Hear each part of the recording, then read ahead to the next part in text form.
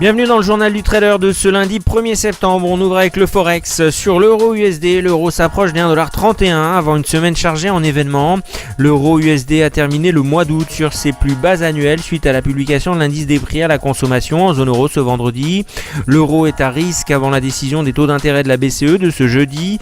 La paire euro USD arrive dans une zone critique qui pourrait permettre à l'euro USD d'arrêter de baisser en ce début de septembre. Avant jeudi, l'évolution de la paire va probablement dépendre des statistiques américaines.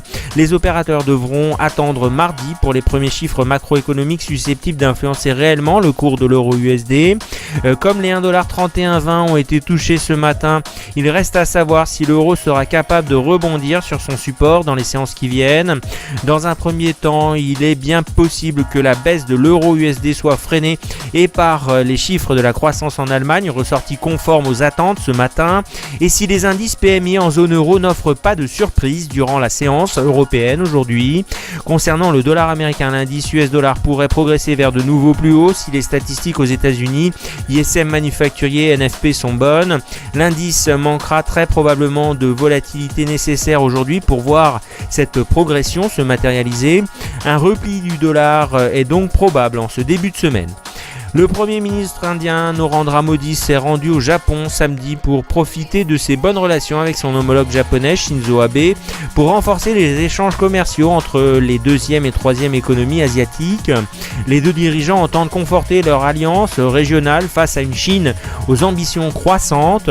L'objectif de la visite du Premier ministre indien sera de favoriser les exportations indiennes et d'obtenir un soutien du Japon pour le développement des infrastructures en Inde, comme par exemple un investissement japonais dans le projet de ligne ferroviaire à grande vitesse indien.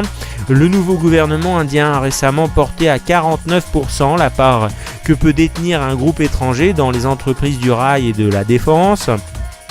Les deux dirigeants redémarreront sans doute les discussions sur le nucléaire interrompues depuis la catastrophe de Fukushima en 2011. Confrontée à un système électrique défaillant, l'Inde cherche à développer ses capacités énergétiques. L'Inde et le Japon ont signé un pacte de libre-échange en 2011. Le Japon est le quatrième investisseur en Inde impliqué dans la construction notamment du métro de New Delhi. Au NYMEX, les cours du pétrole ont terminé en hausse ce vendredi 29 août, soutenus par les tensions persistantes en Ukraine et les indicateurs américains reflétant une demande solide. Le brut léger WTI est gagné plus 1,49% à 95,96$ le baril. Le Brent a pris plus 0,71% à 103,19$. Le prix du baril de Brent affiche une baisse de moins 2,8% en août et celui du WTI un repli de moins 2,4%.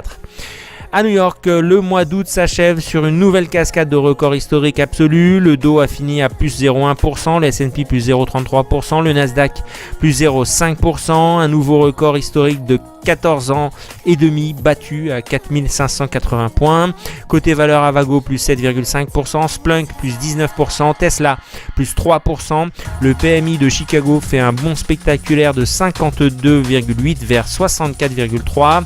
Wall Street reste dans l'attente des chiffres mensuels de l'emploi programmés vendredi, dont la teneur pourrait inciter la Réserve fédérale à accélérer le calendrier d'un premier tour de vis monétaire. L'économie américaine devrait avoir créé 220 000 emplois en août contre 209 000 en juillet et 298 000 en juin. Si cette estimation est confirmée, les créations d'emplois auront dépassé le seuil des 200 000 pendant 7 mois consécutifs, du jamais vu en 20 ans.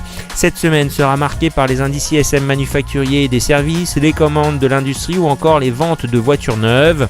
L'évolution de Wall Street pourrait aussi être bouleversée par les tensions géopolitiques, notamment en Ukraine. À 11h30 ce lundi, le S&P gagne plus 0,33%, le Dow plus 0,11% et le Nasdaq plus 0,40%. À Paris, le CAC a ouvert stable. Les valeurs bancaires vont être renforcées par les mesures prises par la BCE en faveur des banques. Le groupe de télécommunications Iliad tente actuellement de racheter l'opérateur T-Mobile US. Les investisseurs surveilleront par ailleurs la publication des indices PMI dans la zone euro. À 11h30 ce lundi, le CAC perd moins 0,41%, le DAX moins 0,24%, le FTSE moins 0,16%, l'Eurostoxx moins 0,32%.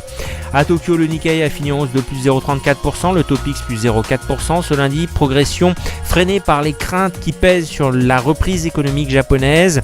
Les investisseurs se sont détournés des grands titres industriels japonais soumis aux tensions géopolitiques actuelles. Les Les opérateurs anticipent malgré tout des retombées positives de l'organisation des Jeux Olympiques d'été de Tokyo en 2020, notamment sur l'industrie du bâtiment. À la clôture, ce lundi, le Shang gagne plus 0,92% et le Hang Seng gagne plus 0,04%.